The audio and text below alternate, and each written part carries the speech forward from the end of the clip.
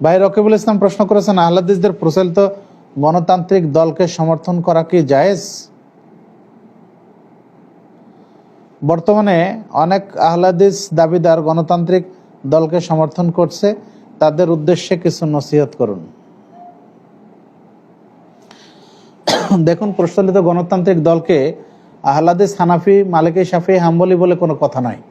মুসলমান মাত্রেই এ ধরনের শিরকি কোনো পদ্ধতিতে অংশগ্রহণ করা কোনো মুসলিমের জন্য আদৌ ঠিক নয়। এখন যারা আহলাদিসদের দাবিদার, যারা কোরআন এবং সহিহ হাদিসের অনুসরণের দাবি করেন, তাদের জন্য এটা সবচেয়ে বড় ভুল যে তিনি কোরআন এবং সহিহ হাদিসের অনুসরণের কথা বলছেন, আবার এই ধরনের একটা শিরকি পদ্ধতিতে তিনি অংশগ্রহণও করছেন। সুতরাং এই ধরনের কাজ যদি কেউ করেন, তাহলে তিনি আহলাদিস তো দূরের কথা, তিনি মুসলিম থাকবেন কিনা সে বিষয়ে প্রশ্ন এসে দাঁড়াবে আমাদের সামনে। কারণ কোনো মুসলিম যদি শিরকি কোনো পদ্ধতিকে উত্তম মনে করে এবং সেটাকে যদি আমল করা বৈধ মনে করে, তাহলে তার ইমানে নোকসানি আসবে, অর্থাৎ তার ইমান ধ্বংস হয়ে যাওয়ার সম্ভাবনা থাকবে। সুতরাং সেক্ষেত্রে সে মুমিন থাকবে কিনা সেটাই হলো প্রশ্ন। সেক্ষেত্রে আহলাদিস আর হানাফি বলে কোনো কথা নয়।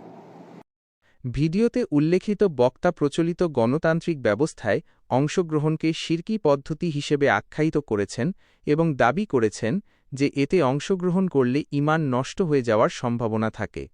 ইসলামী শরিয়া, ফিকহ এবং বিজ্ঞ উলামায়ে কেরামের মতামতের আলোকে এই বক্তব্যের একটি ভারসাম্যপূর্ণ পর্যালোচনা নিচে তুলে ধরা হল। গণতান্ত্রিক নির্বাচনে অংশগ্রহণের সরই ভিত্তি।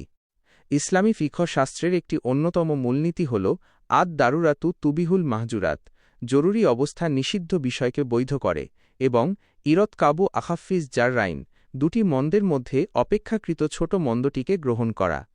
যদি গণতান্ত্রিক প্রক্রিয়ায় অংশগ্রহণ না করলে আরও বড় কোনো ফিতনা বা ইসলাম বিরোধী শক্তির উত্থান ঘটার প্রবল সম্ভাবনা থাকে, তবে সেখানে অংশগ্রহণ করা কেবল বৈধই নয়, বরং ক্ষেত্রবিশেষে আবশ্যক হতে পারে। আরবি এবারত ও অর্থ। আল কায়দা আল ফিকহিয়া ইযা তাআরাদাত মাফসাদাতানি রু'য়া আযমুহুমা দারারান বিরতিকাবি আখাফফিহিমা। অনুবাদ: যখন দুটি মুশদাহ ক্ষতিকর বিষয় একত্রে সামনে আসে, তখন বৃহত্তর ক্ষতি এড়াতে ক্ষুদ্রতর ক্ষতিটি বরণ করে নেওয়া হয়। 2. ইউসুফ আলাইহিসসালামের ঐতিহাসিক দৃষ্টান্ত। পবিত্র কোরআনে ইউসুফ আলাইহিসসালামের কাহিনী বর্ণিত হয়েছে, যেখানে তিনি তৎকালীন মিশরের অমুসলিম রাজতন্ত্রের অধীনে খাদ্যমন্ত্রী হিসেবে দায়িত্ব গ্রহণ করেছিলেন। তিনি সেখানে আল্লাহর বিধান পুরোপুরি কায়েম না থাকা সত্ত্বেও বৃহত্তর কল্যাণে কাজ করেছেন। কোরআনের আয়াত: ক্বালা জা'আলনি আলা খাযাইনিল আরদি ইন্নী হাফিযুন আলীমুন। অনুবাদ: ইউসুফ আলাইহিসসালাম বললেন, আমাকে দেশের ধনভাণ্ডারের দায়িত্ব অর্পণ করুন। আমি নিশ্চয়ই রক্ষণাবেক্ষণকারী ও জ্ঞানবান। সূরা ইউসুফ, আয়াত 55। বিখ্যাত মুফাসসির ও ফকিগণ এই আয়াত থেকে দলিল পেশ করেন যে কুফরি বা ফাসেকি ব্যবস্থার অধীনে থেকেও যদি ইনসাফ প্রতিষ্ঠা বা মুসলিমদের কল্যাণ সাধন করা যায়, তবে সেই দায়িত্ব গ্রহণ করা জায়েজ। 3. শিরকের অপব্যাখ্যা ও তাকফির, কাফের ঘোষণা, এর সতর্কতা। বক্তা গণতন্ত্রকে সরাসরি শিরকি পদ্ধতি বলে এতে অংশগ্রহণকারীদের ঈমান নিয়ে প্রশ্ন তুলেছেন। ইসলামী আকিদায় কোনো কাজকে শিরক বলার আগে তার প্রকারভেদ, বড় শিরক ও ছোট শিরক বুঝতে হবে। কেউ যদি গণতন্ত্রকে আল্লাহর আইনের চেয়ে শ্রেষ্ঠ মনে করে বিশ্বাস করে, তবেই তা আকিদাগত সমস্যা। কিন্তু নিছক একটি প্রশাসনিক ব্যবস্থা হিসেবে বা মন্দের ভালো হিসেবে ভোট প্রদান করাকে শিরক বলা বাড়াবাড়ি বা চরমপন্থা হিসেবে গণ্য হতে পারে। নবী করিম সাল্লাল্লাহু আলাইহি ওয়াসাল্লাম বলেছেন, ইযা ক্বালা আর-রাজুলু লিআখিহি ইয়া কাফিরু ফাকাদ বাআ বিহা আহাদুহুমা। অনুবাদ: যদি কোনো ব্যক্তি তার কোনো মুসলিম ভাইকে বলে, হে কাফের, তবে এই অপবাদ তাদের দুইজনের যে কোনো একজনের ওপর বর্তাবে। সহিহ বুখারী ও মুসলিম। 4. বিশ্ববিখ্যাত আলেমদের ফতোয়া।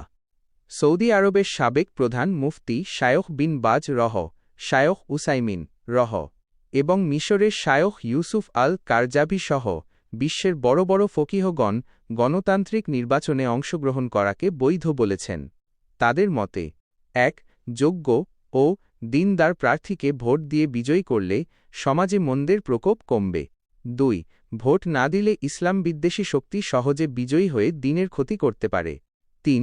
ভোট প্রদানকে একটি শাহাদাত বা সাক্ষ্য প্রদান হিসেবে দেখা হয়। সত্যের পক্ষে সাক্ষ্য দেওয়া ইসলামের নির্দেশ। উপসংহার ও নসিহত।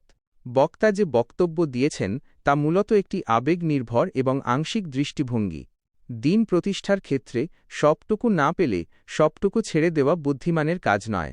গণতান্ত্রিক কাঠামোকে ঘৃণা করার অর্থ এই নয় যে সেখান থেকে মুখ ফিরিয়ে নিয়ে ইসলাম বিদ্বেষীদের পথ সুগম করে দিতে হবে, বরং শরিয়াহর উদ্দেশ্য মাকাসিদুস শরিয়াহ হল মানুষের জানমাল ও ধর্মের হেফাজত করা, যা বর্তমান প্রেক্ষাপটে সচেতনভাবে রাজনৈতিক অংশগ্রহণের মাধ্যমেই সম্ভব।